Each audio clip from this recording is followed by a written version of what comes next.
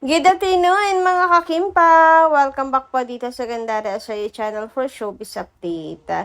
Kamusta po kayo? Anyway, ang atin po tatalakayin para po sa araw na to mga kakimpaw ay patungkol nga po dito po sa pagsasalita ni Bella Padilla hinggil po sa mga issues na mga pinupukol po sa kanya at kadamay na rin po dito si Chinita Princess.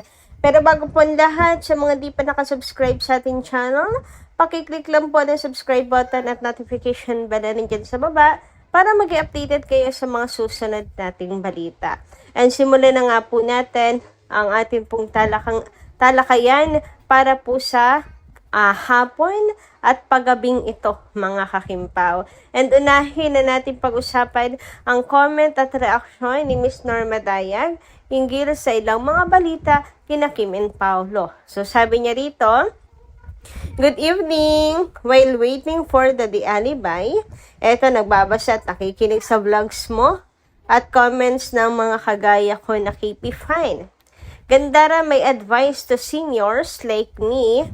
If you are amenable to my comments, then wait lang natin yung final vow nila. Kasi tayo rin mawawala ng panonoorin.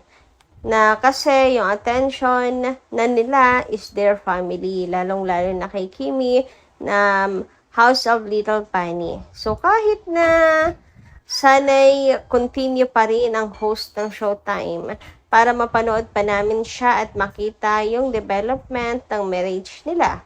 Hopefully, Gandara, ay di totoo yung sabi ng vlogger na cousin daw ni Paolo na si Loy Borges. Ay, Bugris. Borges ka? Na siyang nag-vlog na BOPO si Kimi at sabi pa niya ay iiwan ni Paolo si Kimi at di natutuluyan. If this is legit, well, bawat masamang gawa ay may palit at yan ay karma. God bless us all. Thank you so much, Miss Norma Dayag. At huwag kayo masyadong nagpapaniwala doon. Kasi unang-una, hindi naman po siya si Paolo Avellino para mag-decide noon. Kahit pa sabihing pinsan siya ni Paolo Avellino, hindi po niya alam kung ano ang desisyon ni Paolo Avellino, mga kakimpaw. Di niya hawak yun para makasiguro siya na iiwan ni Paolo si Kim. And wag rin po kayo maghintay ng reaction ni Paolo Avellino sapagkat if totoo, private po nga ayusin nila ang mga bagay na yan.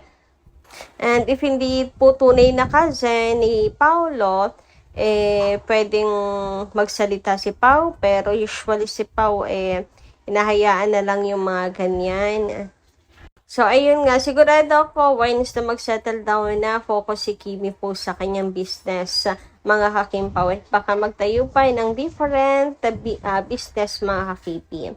Anyway, dumako naman po tayo dito sa next topic natin. Patungkol po ito kay Bella, kung saan ay meron nga daw po siyang sagot na sa mga issues na pinupukol po sa kanya. So, sabi dito, Bella Padilla posts the video with background track Kahel na Langit.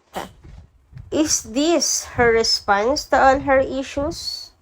Bella shared a video without any caption or message, letting only the song play with the lyrics, "Minsan gusto kong magsumbong sa'yo, kapag pagod na ako." This comes amid circulating rumors regarding her alleged attitude on the set of Blood vs. Duty. Her views on government matters and reports that she is no longer on good terms with best friend Kim Chiu. Many interpret this post as her subtle reaction and response to all these discussions. So, ano kayang ibig sabihin ni Bella sa kanyang post na yun? Na minsan gusto kong magsumbong sa'yo kapag pagod na ako. Kaya kanino siya magsusumbong, mga kakimpaw? And papaanong naging sagot ito sa issue nilang dalawa ni Kim Chiu at iba pang issues? Maybe siguro pagod na lang din si Bella talaga, mga kakimpaw, sa mga pinupukol sa kanya ngayon. Maybe alam niya sa sarili niya na hindi naman totoo. Dahil alam nyo, sa totoo lang, maraming biktima of fake news po ng mga artista. To be honest lang mga kakimpaw. As in, maraming nabibiktima. So, maybe isa lang din po siya sa mga nabibiktima mga kakimpaw ngayon. And kaya parang pagod na siya mga kakimpaw. Kakasabay-sabay pa. Ayan, sunod-sunod. Tapos meron pang problema sa kanila na nila Kim Chu. Di ko alam kung talaga bang nagkagulo sila, nagkaaway. Maraming nagsasabing okay naman ang Becky. Dako sana nga mga kakimpaw kasi kung meron po siyang issues na may attitude problem sa taping di umano, sa Blood versus Duty, tapos sa politika pa, tapos meron pang sa friendship ay sobrang dami na mga kakipi, nakaka-stress yun. So sana 'di ba hindi talaga totoo lahat ng yun. And magkaayos sila ni Kim Chu or sana okay sila ni Kim. Kapag kaganyan kasi na ang kalaban mo ay nasa inside showbiz, mas mahirap yun for me kaysa sa mga bashers. You can deal with the bashers, pero kapag sa loob mismo ang kalaban mo ng showbiz industry, feeling mo mga kimpaw pinagtutulungan ka talaga. Samantala, kanina naman po ay present muli ang ating Chinita Princess sa Showtime at napanood po muli ng mga seniors. Kompleto na naman po ang araw ng mga seniors kasi ang kanilang happy pill ay present sa It's Showtime. And grabe naman nga talaga ang Chinita Princess.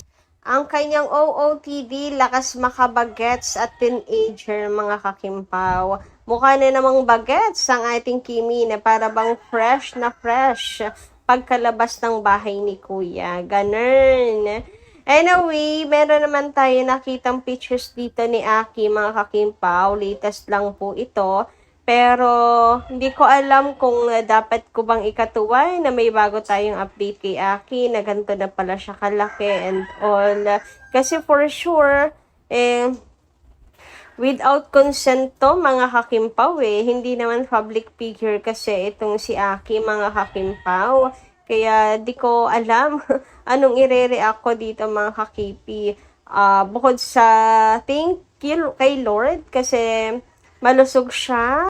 Okay naman yung kanyang katayuan sa buhay, mga kakimpaw. Pero kung pag iniisip ko si Paula Avellino na inano nga niya na private ang buhay ng anak niya, tas i-expose lang ng ganito mga kakipi. Ultimo nga po siya, hindi po dinidisplay sa social media ang kanyang anak in lang talaga, private lang. Siguro may private account pa si Paula Avellino. And doon siya nagpo-post mga kakimpaw. Pero ibang usapan na kapag kasi sa mismong page niya na ginagamit po niya as artista mga kakimpaw. Talagang pagkakaguluhan po ang kanyang anak noon. At baka hindi pa makatakas sa katoksikan ng mga tao sa social media. Kaya mas mainam kung sa private account niya nga naman ipopost, diba mga kakimpaw? Kaya naman medyo nagwo-worry ako, baka si Paula hindi rin gusto na ipinost na lang to basta. But anyway, thank you so much pa rin sa update. Of course, sino ba naman tayo para magreklamo, di ba mga kakimpaw? Deep inside din naman sa puso ko, gusto ko rin maki-update sa buhay ni Aki kasi mahal natin si Paulo, kaya mahal na rin natin si Aki at mga taong nasa paligid niya. But it's just that hindi naman kailangan lahat kailangan nating halongkayin mga kakipi. Anyway, let's move on naman mga kakimpaw at pag-usapan naman nga po ang patungkol po dito sa picture ni Paula Avellino with FPRD mga kakimpaw na kung saan yung iba nga po nagulat na DDS daw po itong si Paula Avellino. Pero hindi naman sure kung DDS talaga siya kasi nga picture lang naman yon and hindi naman vocal si Paula Avellino during the election na sinusuportahan niya si Duterte. Ngunit yung iba, dahil mainit ang pinag-uusapan to sa social media, tinatakwil na si Paula Avellino. Grabe naman yun. And sinasabi nga hindi na daw niya idol si Paulo. Grabe ang pagtatakwil, ano, mga Kimpaw, dahil lang po sa picture na yon ni Paolo Avellino, mga kakipi. Ang babaw po ng paghanga kay Paolo at ang babaw ng pagkakilala kay Paolo Avellino, mga kakimpaw.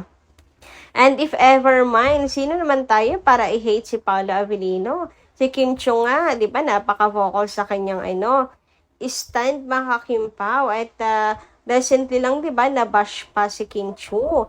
Tapos si Paolo Avellino, kung magkaiba sila, bakit okay naman po silang dalawa? Hindi naman hinate ni Kim si Paolo. Kasi, ano naman yun kumbaga ay, hindi naman nasusukat doon yung pagkatao ni Paolo Avellino in a whole.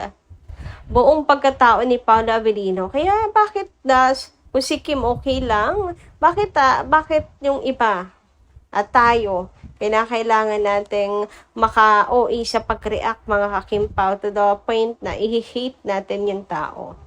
Parang hindi naman na po yun ata tama. Diba, mga kakimpaw? Kasi wala namang ginagawa pong masama si Paolo Avellino. Ang importante, mabuting tao si Paolo. Marunong pong tumulong sa mga nangangailangan.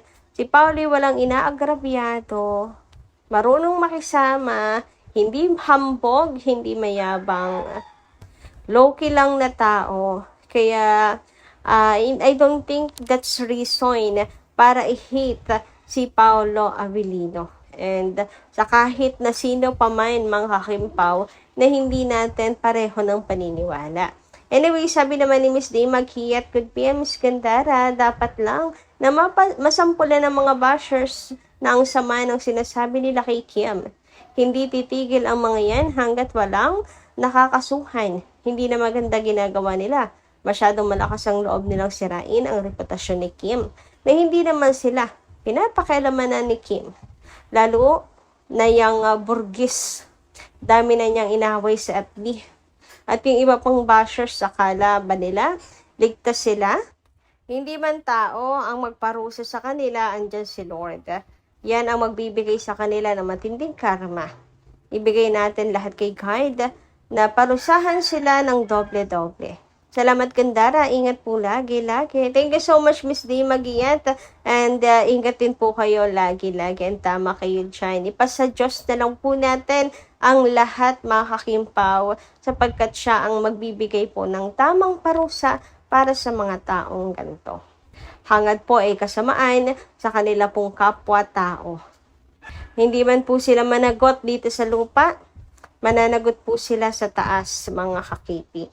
Anyway, ganito lang muna ating update. Maraming salamat po sa pakikinig. Kita kas po muli sa susunod nating mga chika. Maraming salamat. Ingat po palagi.